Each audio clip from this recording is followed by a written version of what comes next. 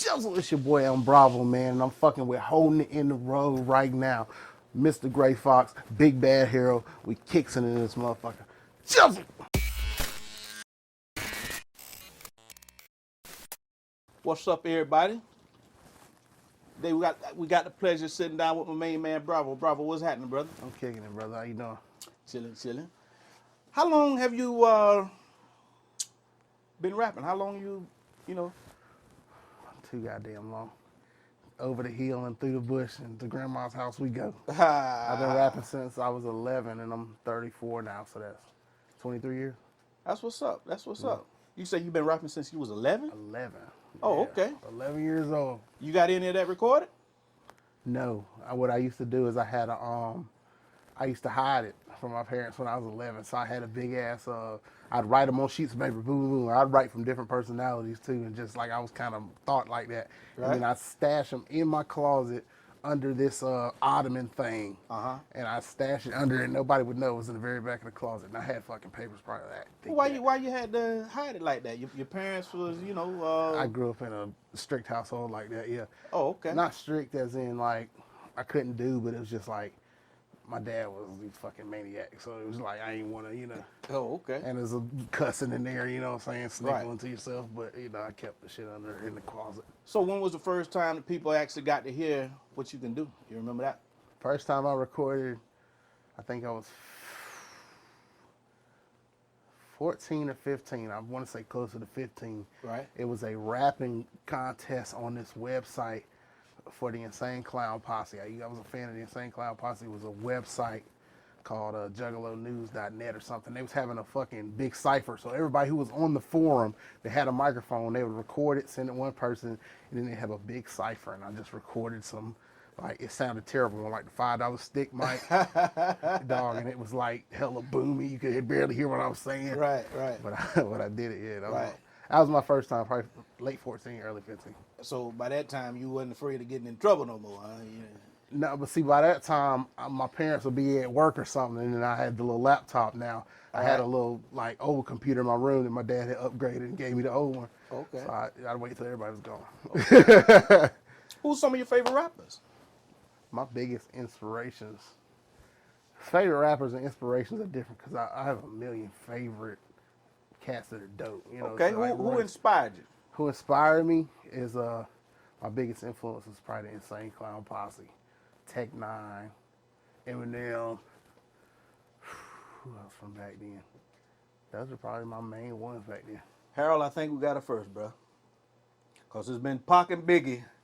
You know what I mean? He kicked it to the curb, finally. Listen, Finally. all my cousins and all them would listen to that shit. But I was younger, I was born in 89. Right. So by the time I was on like 7 when Pac died. Right. I wasn't listening to Pac, you know what I'm saying? Yeah. I think the first unedited CD I ever gave was the Slim Shady LP. My cousin Alicia gave it to me. Right.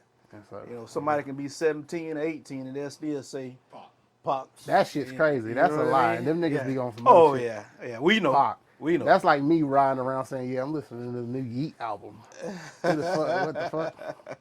Old as hell. That's what's up, bro.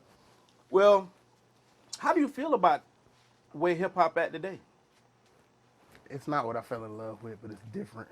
I feel you on It's that. different, Sometimes like it's like you was high school sweethearts with a girl, and then she fucked around and she became something else, and then went and got 2 baby daddies. It's like That's a good analogy. I remember I used to love you, but you're a different person Right. today. Yeah. So I love what you used to be. I'm kind of like in an abusive relationship. Right. I feel you. Because I'm addicted to the poison myself.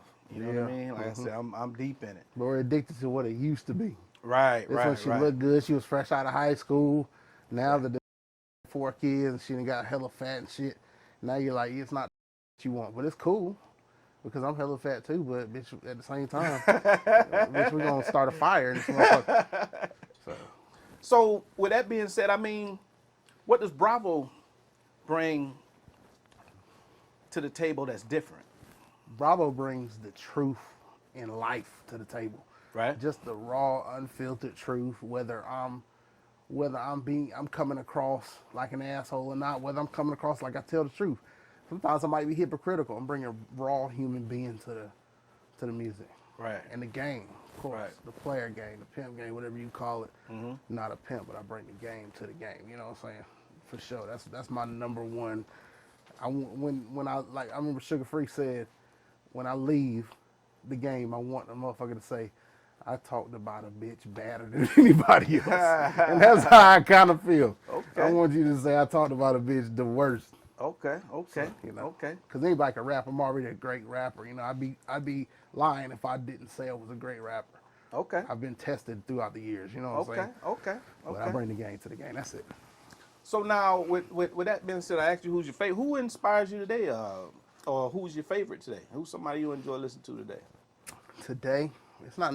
I still kind of stick with the classics. It's not necessarily like I'm checking too many new kids out. The last kid that I had that was newer, that I had a big inspiration off of, was Triple X Tentacion. When he was, oh man, loved it. Yeah. Something brand new to the game, something raw, something hip hop for real. I love that. And then Dolph passed recently. I got into Dolph, Young Dolph, man. It's like another one of the greatest rappers ever. Right. A real portrait of the streets over there. Mm-hmm. Where they from? Memphis. Yeah, A real Memphis. portrait of the Memphis streets. Mm-hmm. You know, that's what hip hop's based on. It started from the streets. Right. So some of them niggas are the best rappers in the game. We're talking about the Scarfaces, the Young Dolphs, the Gucci Mans. You got to give them the love because they're where it started from. Yeah. See, I thought you were gonna hit me with the Kendrick, the J. Cole, and the I'm not a super fan of rapidy shit just to be rapidy. Like I'm not a fan of the whole pot every shit. This could sound crazy. I'm not a fan of every song has a fucking deep message. right. Sometimes, you know, hip hop started at parties. Hip hop started, you know what I'm saying, DJ Kool Herc and them through the first party right at the beginning, you know. An Right. MC was a master of ceremonies, Right. you know. You got to move the room. And that shit don't move every room. Okay. I like moving the room regardless of. Right. So how do you feel about because they're getting a lot of criticism, your Sexy Reds and your Sukianas and, I just like freak hoes in any fashion.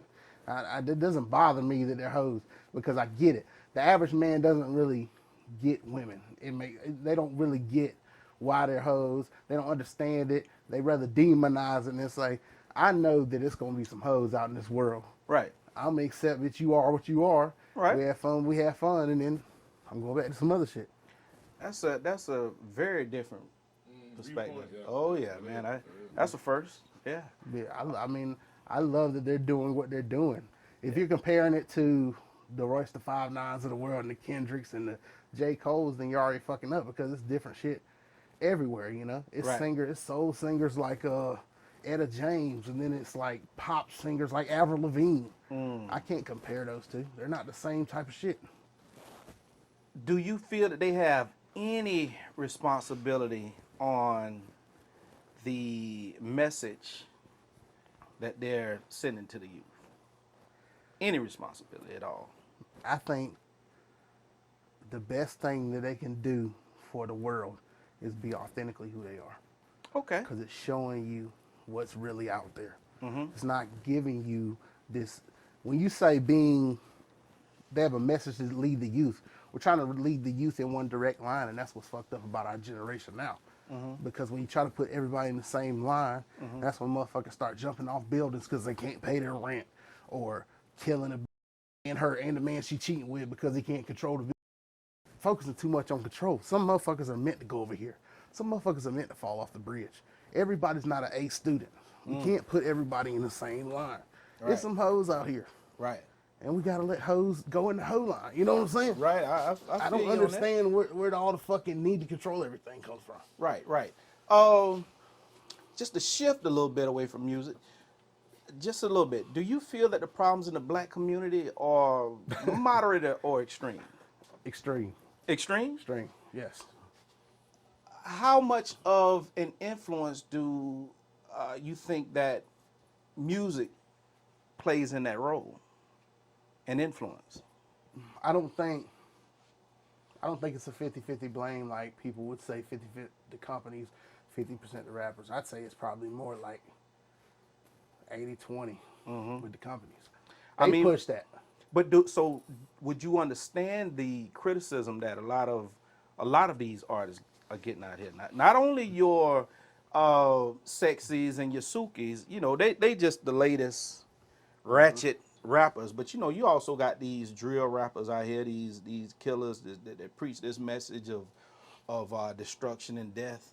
I mean, that was set up for them in these generations to come as life happened, as the projects were, you know, thought of.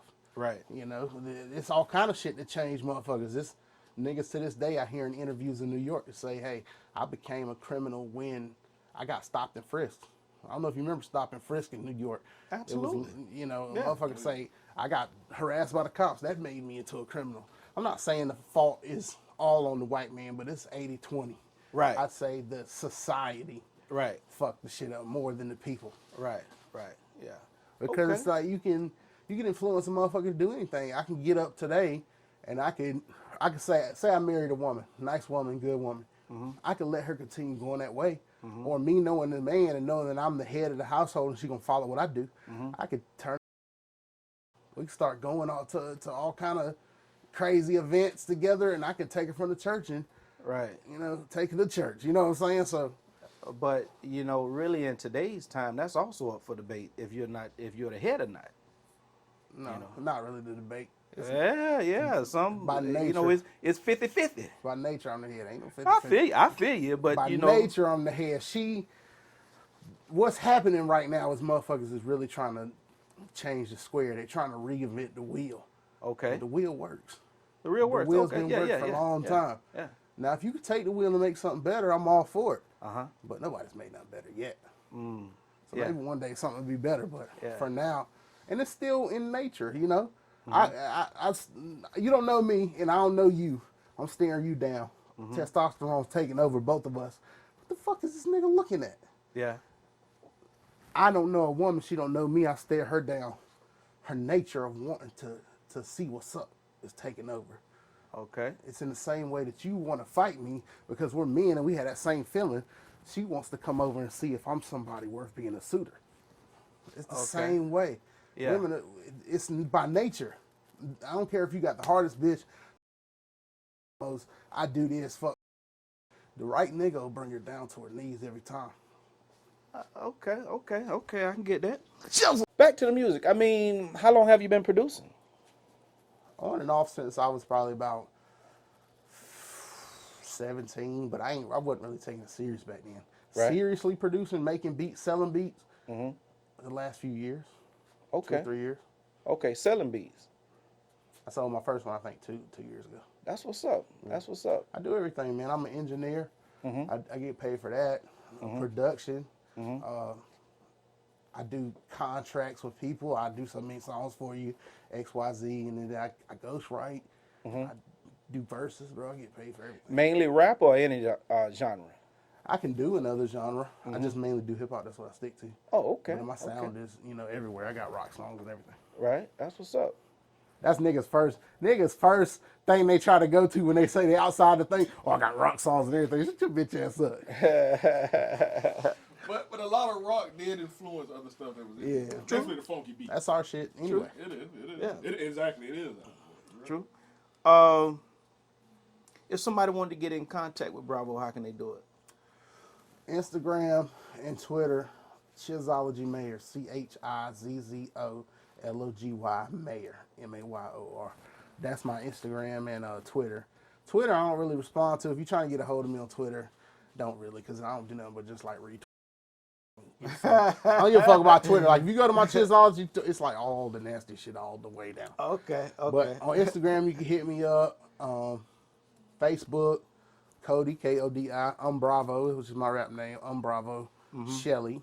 And besides that, if you don't got my number, just don't hit me up. Any artists that you're working with right now? I'm working with Beast Mode Boys and a new group in the city. MBK, Big O, Black Star Official, and Booby Blaze. They're amazing. How can somebody hear some of their work? Probably through my page too. We always fucking with each other, texting. I don't know their exact handles. I think Booby Blaze is Booby Blaze 187. MBK Big O is his, and then maybe Black Star Official. That's all Instagram. But yeah, I'm working with Omni too. I work with a bunch of talented artists on the regular. That's what's up. Really, what What's a new project you've been working on? I don't have a name for it yet, but I'm trying to do something completely different. Like with Magnum Opus, my last project, it was like it was back to my childhood Bravo. Like I really just got to say everything I want to say. But now I'm trying to go back to more of a focused project. Like it's still fun and games, but I'm touching a lot of serious topics in my way. A lot of shit I really been through. All my music is really just shit that I really been through. I don't really rap about fictional shit. Well, let's touch on that. I mean, what type of things are those? That you say things that you've been through. I have a song like my last album before Magnum Opus, Baker Miller Pink. The Vietnamese was the second song. It was about the pimp game. The third song was Nothing Average. It was just I need door fat, nothing average. You know what I'm saying? That was that. And then I have I did one called Soul Heavy. It was about a girl that I was dating at the time. I'll just say it like that. Girl I was dating at the time. Then I got one after that about my wife. Then I got one about my dad dying, which was kind of encapsulated everything. So I really don't talk about things that don't, like I got a song called Lonely World with Nook from the Nappy Heads. Okay. It was about my divorce from my ex-wife. Like I don't really just make up things. Like if I talk about something, It's telling your story. Yeah, it's real it's life. my story. Yeah. Even though it's in my own way though. It's not like I'm not one of them rappers that's like, oh, I talk about this and motherfucker, I'm so real. It's real. Like, you know, I got songs about seeing McDonald's drive-thru when I'm with my mom and I'm thinking, where I know this? You know what I'm saying? She was smoking crack and me and my man was like, I got a song about that. I got a song that was supposed to be on a mixtape called Driveway Love. About how I met this girl at the club. We went in the driveway, got it on. She put her foot on the hornball, you know what I'm saying? And my mom came outside, and I had to tell moms, no, I ain't got nothing going on. And they had to move to my granddad's spot, you know what I'm saying? Like, But you're talking about real life talking about situations. real life situations that really happen. Yeah. But that's a lot of old school rap used to be like that, man. It was a complete storytelling. No matter what it was about, it was a storytelling. Yeah, I remember Tech Nine said Quincy Jones, he was signed with Quincy Jones for a little bit early. And Quincy Jones told him, rap your life and people will forever feel you. And that's what he got his mantra was. And I started doing that. Yeah, that's dope. That's dope. It's the truth. That's dope. People can always relate to, you know what I'm saying? Real life situations. Real life situations. Everybody, because you get indoctrinated with this how the streets are, this how a man's supposed to be, this how a woman's supposed to be. But you don't never see them ins and outs situations. Like, for example, like I said, me and you staring each other down, testosterone thing. But then when we get up close to each other, we probably as men don't even really want to fucking fight. No. But it's already indoctrinated in you that, oh, this nigga got this close to me, I done got close to me, it's time to pop. Instead of us just being like, what the fuck are we doing? Yeah. No, nobody wants to see that, you know what I'm saying? Nobody talks about this time. Nobody talks about, everybody say, oh, fuck a bitch, get money. And then you go fuck a bunch of bitches, but nobody talks about how, damn, that shit kind of hurts inside. That shit kind of sucks. Like, you fuck a bunch of bitches and then you just still feel empty. Yeah. Nobody talks about that because men ain't supposed to talk about that. You know what I'm saying? I talk about that type of shit. Everything. I've been through that myself, to be honest with you. You know what I mean? It don't matter how many women you're with, you still at the end of the night be like, man, damn, I'm lonely as hell. You know what I mean? And it could be fun as hell, but you're still lonely. And I'll also tell you this, it get boring, bro. You know, you get to a point like you're talking about swingers houses and all that, you know what I mean? It get boring. Yeah. You know what I mean? It may not seem like it, but it get boring. You know, it turn into something like, hey, look here, man. I done had my fill, bruh. You know what I'm saying? And I'm out of here. I'm going to holler at y'all, boy. You know what I mean? It be like, hey, man, where you going, man? We going to the swinger spot. Like, hey, bro, I'm finna go, I'm finna go read a damn book, man. You know what I mean? But you know, that's what makes, I'm finna go read a book. That's what makes a good life and a good balance of your community and your world and the energy you're sharing is when you get your share and you get the fuck on out of there. Don't be greedy. Every time you try to go over your share, life come kick your ass. If the Brinks truck broke down tomorrow and $1 million dropped down the road, I got 20, 30 stacks. I'm off the map.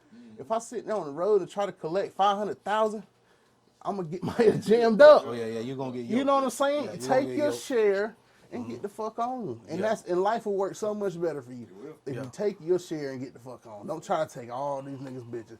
Don't try to take all the money. Don't try to take all the dope. Don't try to, have control of all of anything. You know, Yeah, I feel you you. take your share and just get the fuck on out of there.